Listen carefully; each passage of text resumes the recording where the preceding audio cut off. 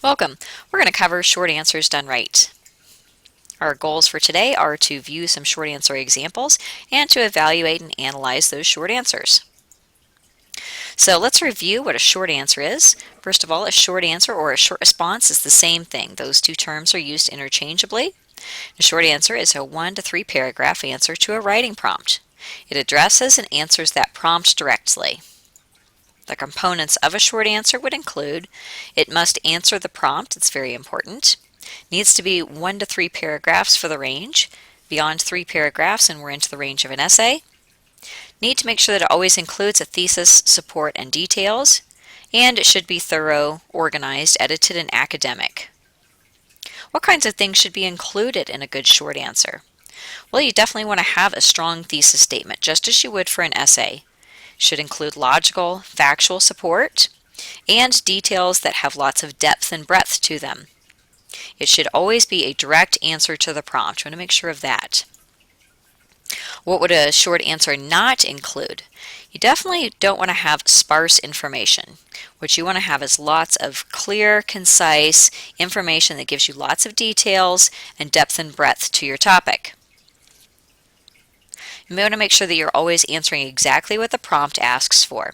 So for example there, if the prompt asks you to describe, explain, or compare, make sure you're doing that and not doing something else. Always make sure that your writing is formal and nice and clean and tidy. So how formal should a short answer be? It really should be a similar formality as your essays. We do not write the way that we speak all the time, and therefore in essays and short answers, those are places that should be more formal.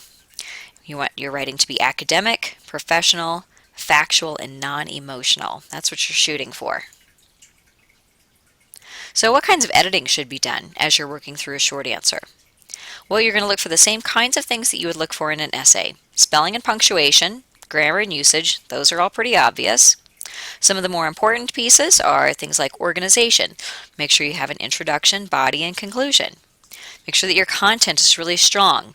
You have strong ideas, a strong thesis statement, and factual support to back it up. Style and tone, those should be academic and non-emotional throughout your whole short answer. All right, so what about length, depth, and breadth? So in terms of length, you're looking at 1 to 3 paragraphs. That's your range.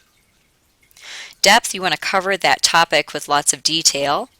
And with breadth, you want to cover related topics as it's appropriate to your particular topic. That one just depends on the situation. Let's take a look at our first example here. I'll read this to you. This excerpt from Black Boy is an unfiltered and realistic look at the struggle of a young boy to comprehend his sudden destitution. It is apparent from the start that he is used to not having quite enough food, but this sudden destitution is somewhat more. The author's choice of language conveys the image of a boy who has become even more helpless than he already was, as a poor, small boy. One major message of this excerpt is that he is almost entirely helpless. The various terms that he uses to describe himself all carry this implication: baffled, angry, bewildered. Never is he put in any situation where he can fight for himself. This young boy is dependent on the kindness of his mother, charitable strangers, and now absentee father. This helplessness leads to many strong reactions from him. The narrative flow of the story is underpinned by his emotional responses. At the beginning, he is neutral, surviving off bread crusts. His father's absence leads to desperation, which eventually turns into anger at his mother. As he finally begins to understand the new situation, he falls into whimpering and bitterness. These almost match the cliched steps of grief, very apropos for a boy who has just lost his father. This small vignette, showing one of the aspects of small children's helplessness, is very emotional. The author takes a no doubt common scene and makes it very personal by going inside the child's head. His reactions, though perhaps immature, show the suffering caused by a complex social problem through the eyes of a boy who does not fully understand what he sees. So this is our example. Let's take a look at it. Our good points in this example: it's very well organized, definitely there. It's got a nice strong thesis statement, and it's got support that's directly from the text. That's very helpful, especially having a couple of quotations in there. And it acknowledges that there are other viewpoints behind besides the single one. It acknowledges a couple of different viewpoints. Areas that could be improved, it could be more concise. It's slightly repetitive, particularly up at the beginning there. Let's take a look at another example. Since online schools have become more popular over the last decade amongst high school students, many people are questioning what it takes to succeed in this environment. Although many people hold the viewpoint that the online classroom is easier for teenagers, most find that the same skill set and a higher level of motivation are required to succeed.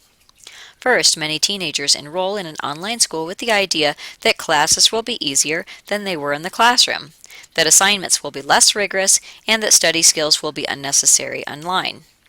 As well, teenagers tend to fantasize that online school will imitate the structure of a video game and entertain rather than educate. Ultimately, the skills necessary to succeed in an online school are the same that are needed in an online environment: motivation, dedication, and communication. Without these, no student can succeed online. No student will succeed long in high school without motivation and dedication. For some, that motivation comes from external factors like family expectations or a desire to provide for one's family. For others, the motivation to succeed is internal, the desire to prove one's worth, to pursue a loved field of study, or to achieve a personal dream. Whatever the motivation, no one succeeds without it. Students need to find what inspires them at school and stick with it.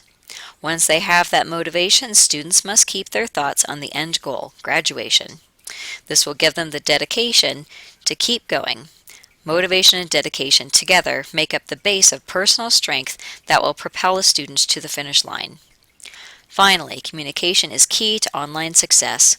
Since students need to communicate with their teachers differently than in the classroom, communication is vital to meeting the challenges of online school and performing well.